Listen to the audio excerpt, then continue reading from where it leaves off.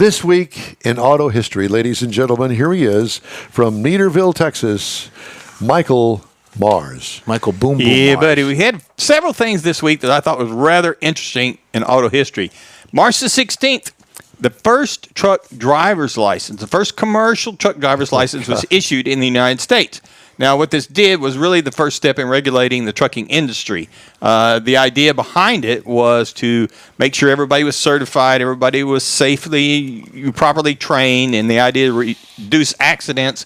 And then the first ticket was written the next day. Yes. You know, this is back during like Prohibition and stuff, whenever they were hijacking trucks and everything. So they had to do something about making things safer. Are they going to continue that to make sure everybody's safe on the road? Absolutely. Okay. March the 18th, the first Volvo car sold in the United States, and this was important because Of what year? 1958. March the 18th, 1958. It was a PV444 was the model. Now this was looks served like a in Volkswagen California. from the windshield I'd back, drive that. doesn't it? That's a cool looking car. And this particular car, the import that they brought into the United States, had a different motor than the ones that were selling at home because it had twin side draft 1.5-inch SU carburetors to give it a total of 70 horsepower that they thought they needed in the United States Hang because on of the to roads. Tub it out. So, Volvo's known for its safety and durability, and this is kind of what started all that. Back in March 19th of 1964, Ford introduced the legendary 427 single overhead cam, the SOHC engine known as the Cammer. It was designed to actually dominate NASCAR. That's what they were after, was go out and win NASCAR. Featured hemispherical combustion chambers, so it was a hemi-headed. It chain drive overhead cams and over 600 horsepower in race trim at that time. However, NASCAR banned it because they couldn't compete with it. It was just so overwhelming they did it. So Ford took the car, then they moved it over to drag racing where the real men race and used it there, and it did really well there, and it's still legendary at the drag strip. March the 20th, 1974, Volkswagen launches the Golf, the MK1.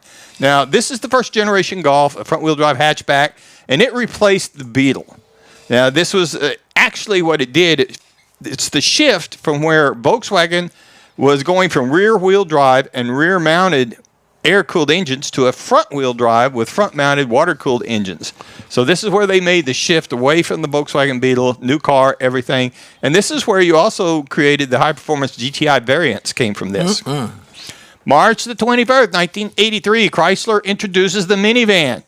Now, this revolutionized the automotive industry by introducing Lee Iacocca. Yep. Yes, and it redefined family transportation. Yes, it we did. still talk about it that way. That if you want to move some people, this is the way to do it. Now, it started with the Caravan and the Plymouth Voyager, had front-wheel drive, and just provided an alternative to a station wagon, sliding doors, fuel efficiency. And again, like you said, Lee Iacocca did this and pushed it out there, and it's still very active today with several different companies making them. March the 19th, 1991, Mazda introduces the rotary-powered RX-7 FD.